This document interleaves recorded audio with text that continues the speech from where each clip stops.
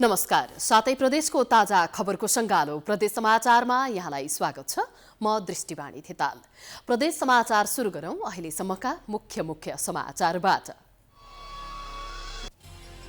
भारतबाट नेपाल भित्रिनेहरू नेपालीकै कारण सीमावर्ती जिल्लामा संक्रमणको उच्च जोखिम। होल्डिङ सेन्टर नहुँदा संक्रमितको व्यवस्थापनमा कठिनाई।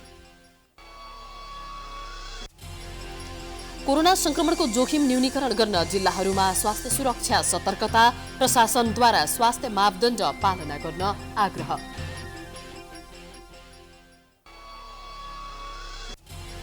पर्यटन मन्त्री आलेको पहलपछि कञ्चनपुरको मजगाउँ विमानस्थल पुनः सञ्चालनमा आउने निश्चित। धावन मार्ग र भौतिक संरचनाको स्तरोन्नति समेत सुरु।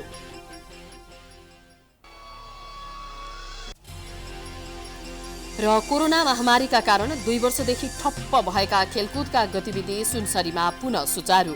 खेलाडी तथा खेलप्रेमी दर्शकमा उत्साह।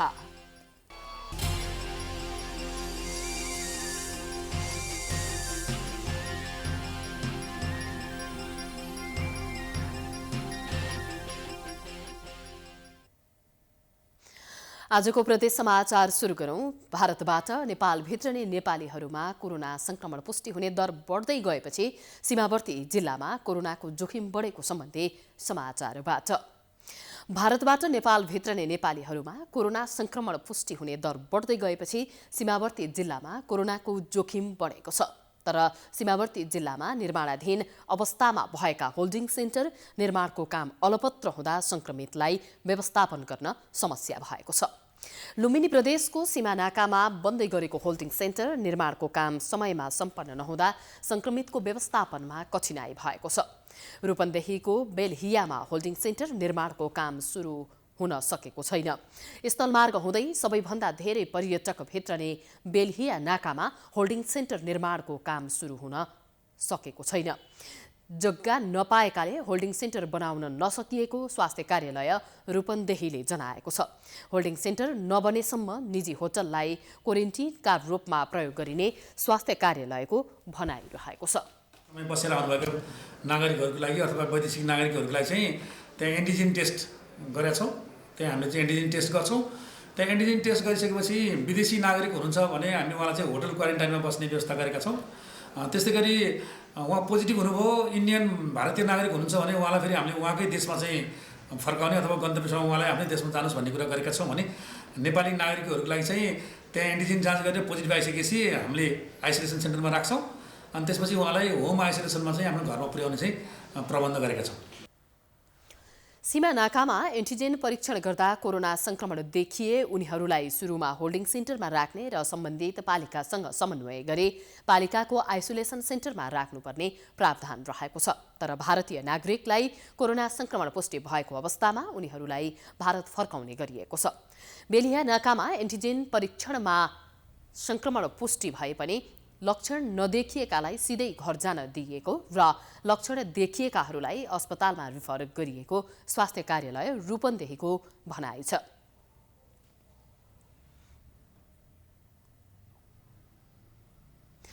अब लागौँ कोरोना संक्रमणको जोखिम न्यूनीकरण गर्न जिल्ला प्रशासन कार्यालय डोटीले स्वास्थ्य सुरक्षामा सतर्कता बढाएको सम्बन्धी समाचारतर्फ। कोरोना संक्रमणको जोखिम न्यूनीकरण गर्न जिल्ला प्रशासन कार्यालय डोटीले स्वास्थ्य सुरक्षामा सतर्कता बढाएको छ। डोटी लगायत देशभर कोरोना संक्रमणको जोखिम बढेसँगै जिल्ला प्रशासन कार्यालय डोटीले एक सूचना जारी गरी कोभिड-19 को रोकथाम र नियन्त्रणलाई प्रभावकारी बनाउन आज राति 12 बजेदेखि सार्वजनिक स्थानमा भेला, मेला, महोत्सव लगायतका क्रियाकलाप नगर्न आदेश दिएको छ।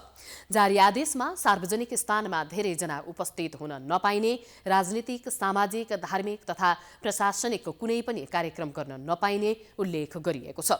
अत्यावश्यक कामका लागि जिल्ला प्रशासन कार्यालयको अनुमति लिएर मात्र जान पाइने समेत बताइएको छ। यस्तै 25 जना भन्दा बढी मेला, जात्रा, पर्व, महोत्सव सञ्चालन गर्न र भेडभाड गर्न नपाइने बताइएको छ। यसैगरी माघ 7 देखि सार्वजनिक स्थानहरू, कार्यालय, होटल, रेस्टुरेन्ट, सिनेमा हल, रङ्गशाला, हवाई यात्रा, पार्क आदि जस्ता ठाउँहरूमा प्रवेश गर्दा कोभिड-19 को खोप कार्ड सम्बन्धित निकायले हेरेर मात्र प्रवेश दिने व्यवस्था मिलाउने भएको छ। पूर्व निर्धारित परीक्षाहरू स्वास्थ्य सुरक्षाको मापदण्ड अनिवार्य गरी सञ्चालन गर्ने र घरबाट निस्कँदा अनिवार्य रूपमा मास्कको प्रयोग गरी भौतिक दूरी कायम राख्ने लगायतका मापदण्डको पूर्ण रूपमा पालना गर्न प्रशासनले जारी गरेको आदेश पत्रमा उल्लेख गरिएको छ।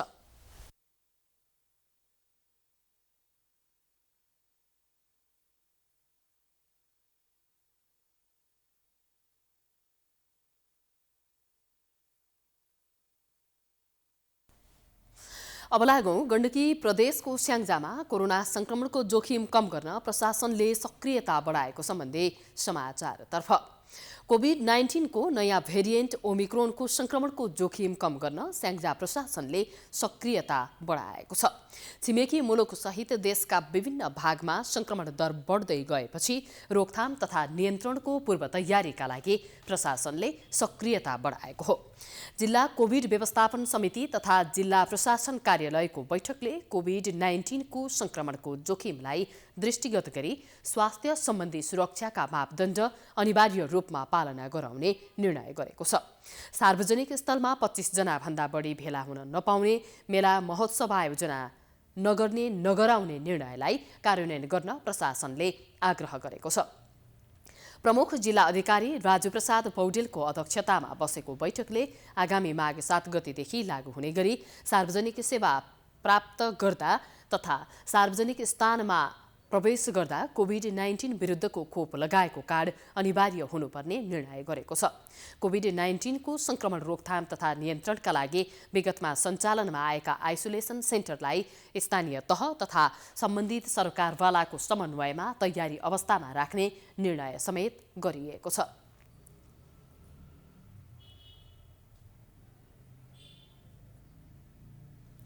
प्रदेश समाचारमा पालो भएको छ विश्रामको।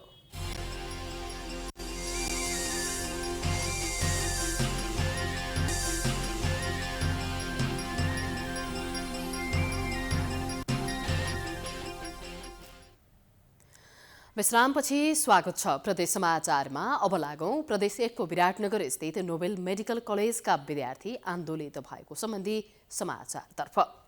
अतिरिक्त शुल्क नतिर्ने अडानका साथ आन्दोलनमा उत्रिएका नोबेल मेडिकल कलेजका विद्यार्थीले कलेज सञ्चालक सुनिल शर्माको पुतला दहन गरेका छन्। 2 हप्ताभन्दा लामो समयदेखि आन्दोलनरत विद्यार्थीले मेडिकल कलेज परिसरमै सञ्चालक शर्माको पुतला दहन गरेका हुन्। विराटनगरको शुक्रबारे हाटचोकबाट सञ्चालक शर्माको पुतलासहित नाराबाजी गर्दै मेडिकल कलेज पुगेका विद्यार्थीले कलेज परिसरमै पुगेर सञ्चालक शर्माको पुतला दहन गरेका हुन्। नोबेल मेडिकल कलेज शिक्षण अस्पताल विराटनगरले अतिरिक्त शुल्क बुझाए मात्रै पढाइ सुरु गर्ने निर्णय गरेपछि 2 हप्तादेखि कलेजमा अध्ययनरत विद्यार्थी चरणबद्ध आन्दोलनमा उत्रिएका छन्।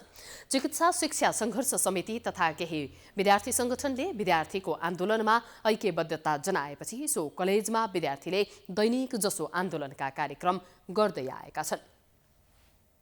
तोकेको शुल्क 40 लाख र भ्यालीभन्दा बाहिर तोकेको शुल्क 44 लाख छ। यो नै अपर्याप्त शुल्क छ के यो नै अति बढी शुल्क छ जुन चाहिँ एउटा आम नागरिकले तिर्न नसक्ने खालको शुल्क छ भनेर भनिसक्दा पनि त्यसमा पनि अतिरिक्त 10 लाखदेखि 20 लाख रुपैयाँ जुन नोबेल प्रशासन लगायत विभिन्न कलेज प्रशासनहरूले माग गरिरहेको र उहाँहरूसित ताकेता गरिरहेको र लिइरहेको अवस्थामा यतिसम्म भइसक्दा पनि सुनिल शर्मा नोबेल सञ्चालकज्यू सुनिल शर्माले केही चासो नदेखाउनु भएको कारणले आज हामीले उहाँको लास हामीले दोहन गरेको छौँ, जलाएको छौँ। यस बावजुद पनि उहाँले केही प्रतिक्रिया जनाउनु भएन भने हामी फेरि यसरी नै योभन्दा थप सशक्त रूपमा आक्रोशित भएर विद्यार्थीको माग समाधानको लागि विद्यार्थीका न्यायका लागि फेरि हामी निरन्तर आन्दोलनमै रहनेछौँ। शिक्षा आयोगले तोकेभन्दा बढी शुल्क तिर्न कलेजले दबाब दिएपछि एमबीबीएस पढ्ने विद्यार्थीहरू आन्दोलित हुँदै आएका छन्। चिकित्सा शिक्षा आयोगले शैक्षिक सत्र 2077-78 का लागि निर्धारण गरेको शुल्कभन्दा करिब 5 लाख रुपैयाँ बढी उक्त कलेजले मागेपछि अभिभावक समेत आन्दोलनमा उत्रिएका हुन्। एमबीबीएसमा भर्ना भएका तर अतिरिक्त शुल्क नबुझाएका विद्यार्थीको पठन पाठन कलेजले रोकेको छ। कलेजमा भर्ना भएका 96 जना विद्यार्थीमध्ये 9 जना भारतीय, 10 जना छात्रवृत्तिका र 5 जना अतिरिक्त शुल्क बुझाएका विद्यार्थीलाई छुट्टै कक्षा कोठामा राखेर पढाउन थालिएको छ। शिक्षा आयोगले तोकेको शुल्क बुझाउँदा पनि अन्य विद्यार्थी भने पढ्नबाट वञ्चित भएका छन्।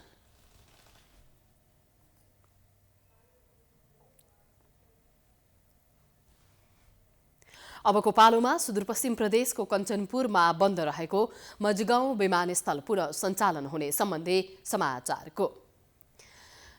कञ्चनपुरको मजगाउँ विमानस्थल पुनः सञ्चालन हुने भएको छ। संस्कृति पर्यटन तथा नागरिक उड्डयन मन्त्री प्रेम आलेले एक कार्यक्रमका बीच विमानस्थलमा भौतिक संरचना निर्माणका लागि शिलान्यास गरेपछि विमानस्थल सञ्चालन हुने भएको हो।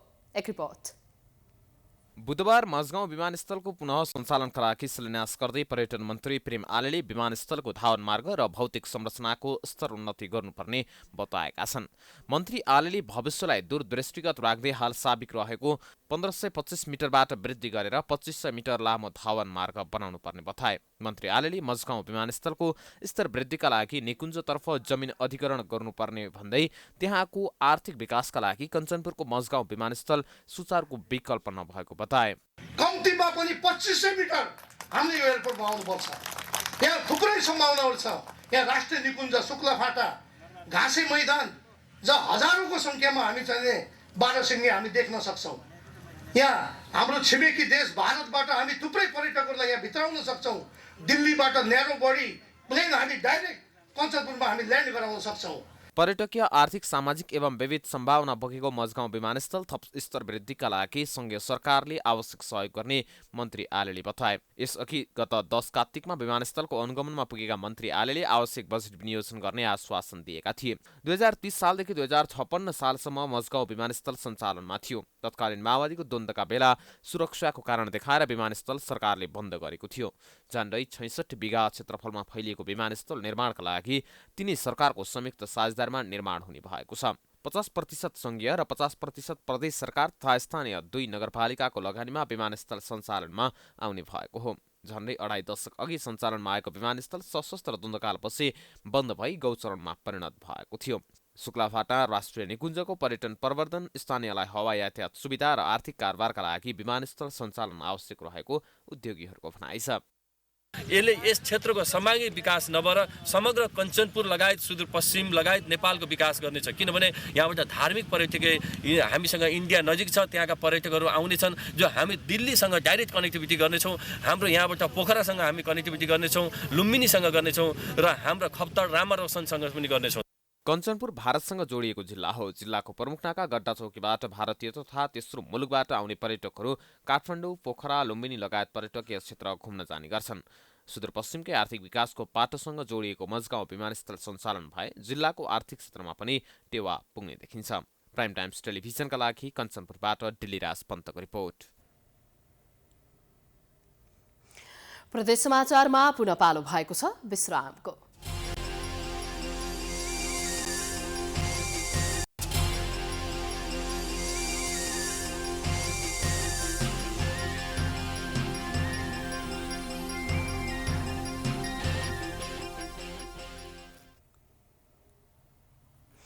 विश्रामपछि प्रदेश समाचारमा पुनः स्वागत छ।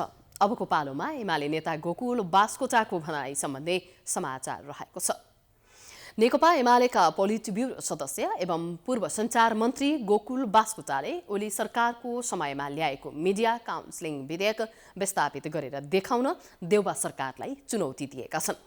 प्रेस चौतारी नेपाल नवलपुरको 6औं अधिवेशन कार्यक्रममा नेता बास्कोटाले आफूले पत्रकारिता क्षेत्रको समस्या समाधान गर्न र श्रमजीवी पत्रकारको पक्षमा मिडिया काउन्सिल विधेयक ल्याएको दावी गरे।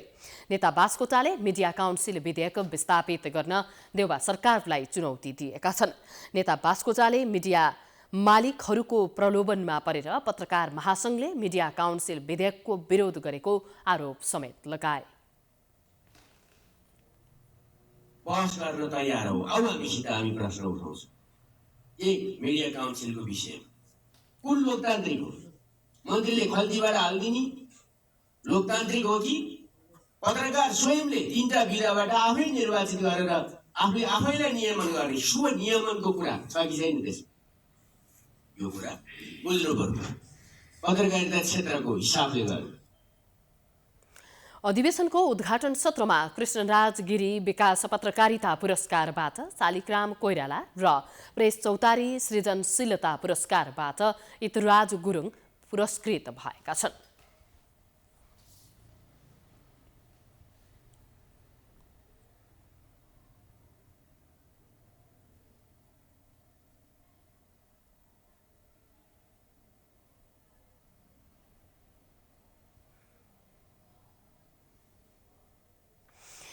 प्रदेश समाचारको अन्त्यमा प्रदेश 1 को सुनसरीमा खेलकुदका गतिविधि सञ्चालन हुन थालेको सम्बन्धी समाचार रहेको छ। कोरोना महामारीका कारण 2 वर्षदेखि ठप्प भएको खेलकुदका गतिविधि पूर्वको सुनसरीमा पुनः सुरु भएको छ। खेलकुदका गतिविधिले खेलाडी, खेल सम्बद्ध निकायमा मात्रै होइन आम दर्शकमा पनि उत्साह थपेको छ। तर कोरोना संक्रमणको नयाँ भेरिएन्टको जोखिम बढेसँगै खेलकुदका गतिविधि सञ्चालनमा आशंका बढेको छ। एक रिपोर्ट। कोरोना महामारीका कारण 2 वर्षदेखि सञ्चालन हुन नसकेका खेलकुदका गतिविधिहरू पूर्वको सुनसरीमा पुनः सञ्चालन हुन थालेका छन्। कोरोनाको जोखिम कम भएसँगै एन्फाले स्वीकृति दिएपछि सुनसरीमा खेलकुदका गतिविधिहरू सुरु भएका हुन्। तर कोरोना संक्रमणको नयाँ भेरिएन्ट ओमिक्रोनको जोखिम बढेपछि खेलकुद क्षेत्रमा पुनः प्रभाव पर्ने देखिएको छ। अहिले सुनसरीमा स्थानीय तहमा मात्रै होइन जिल्ला स्तरीय प्रतियोगिता पनि सुरु भएका छन्। खेल सुरु भएपछि कोरोना कालमा घाँसे मैदान बनेका खेल मैदानहरू पनि लयमा फर्किएका छन्। जिल्लाभर लिग सञ्चालन हुन थालेपछि स्थानीय तथा जिल्ला स्तरका क्लबहरूले सक्रियताका साथ सहभागिता देखाउन थालेका छन्। 24 गतेदेखि गोदेली वडा कप पनि हुँदैछ। त्यो विशाल हुन्छ। त्यो चाहिँ समग्रमा वार्ड गेममा नेपालमै अधिराज्यभरिमा सफल मानिन्छ। र त्यस्तै इटलीमा फागुन 14 गतेदेखि गोल्ड कप सुरु हुँदैछ। इटली गोल्ड कप सुरु हुँदैछ। अब सुनसरीमा यसरी नै धामाधम प्रतियोगिता भइरहेको जानकारी पाउँछु। किनभने अब कोभिडको जुन त्रास थियो, जुन आक्रान्त बढेको थियो, अब खेलाडीहरूलाई पनि खेल्ने मौका जुरेको छ। अहिले सुनसरीमा जिल्ला स्तरीय ए डिभिजन लिग सम्पन्न भएको छ भने धरानमा गोधुली फुटबल रनिङ कप र सुनसरीकै सोनापुरमा प्रथम सोनापुर गोल्ड कप जारी छ। यो सँगै गत पुस 14 गतेको एन्फाको निर्णयले इटहरी गोल्ड कपलाई पनि सञ्चालन अनुमति दिएको छ। तर संक्रमणको जोखिम बढेपछि खेलकुदका गतिविधिहरू सञ्चालनमा चुनौती बढेको छ। जिल्लामा राष्ट्रिय तथा जिल्ला स्तरका प्रतियोगिता हुन थालेपछि खेलाडीहरूमा उत्साह थपिएको छ।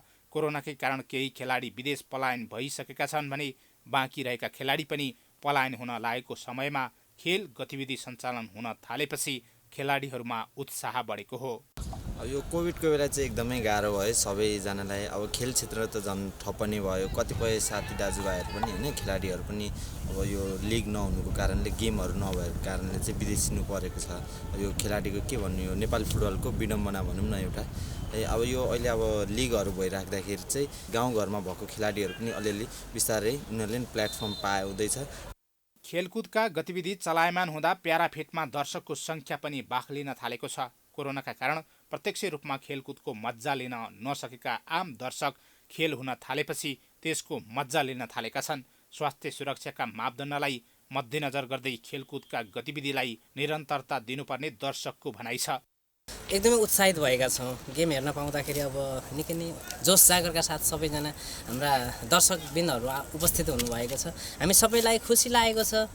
अब यो कोभिडलाई चाहिँ मध्यनजर गर्दै यस्ता खालका गेमहरू चाहिँ अब हुनुपर्छ, निरन्तर रूपमा हुनुपर्छ। अब सेफ्टीका उपायहरू अपनाउँदै हामीले चाहिँ निरन्तर रूपमा आफ्नो खेल क्षेत्रलाई पनि अगाडि बढाउनुपर्छ भन्न चाहन्छु। खेलकुदका गतिविधिमा सरकारको लगानी खासै पाइँदैन। स्थानीय स्तरका मात्रै होइन राष्ट्रिय स्तरका प्रतियोगिता पनि निजी क्षेत्रकै सहयोगमा सञ्चालन गर्नुपर्ने बाध्यता छ। खेल राष्ट्रिय चिनारीको विषय भएकाले यसमा सरकारले आवश्यक लगानी गर्नुपर्ने देखिन्छ। सुनसरीबाट विकल रेग्मीको रिपोर्ट। हामी प्रदेश समाचारको अन्त्यमा आइपुगेका छौँ। जाँदा जाँदै मुख्य समाचार पुनः एकपटक। भारतबाट नेपाल भित्रने नेपालीका कारण सीमावर्ती जिल्लामा संक्रमणको उच्च जोखिम। होल्डिङ सेन्टर नहुँदा संक्रमितको व्यवस्थापनमा कठिनाई।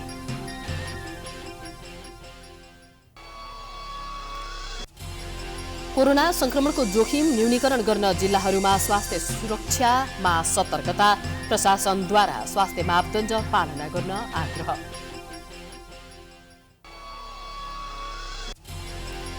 पर्यटन मन्त्री आलेको पहलपछि कञ्चनपुरको मजगाउँ विमानस्थल पुनः सञ्चालनमा आउने निश्चित। धावन मार्ग र भौतिक संरचनाको स्तरोन्नति समेत सुरु। र कोरोना महामारीका कारण 2 वर्षदेखि ठप्प भएका खेलकुदका गतिविधि सुनसरीमा पुनः सुचारू, खेलाडी तथा खेलप्रेमी दर्शकमा उत्साह। प्रदेश समाचार अहिलेलाई सकियो। प्राइम टाइम्स एसडी हेर्दै गर्नुहोला। नमस्कार।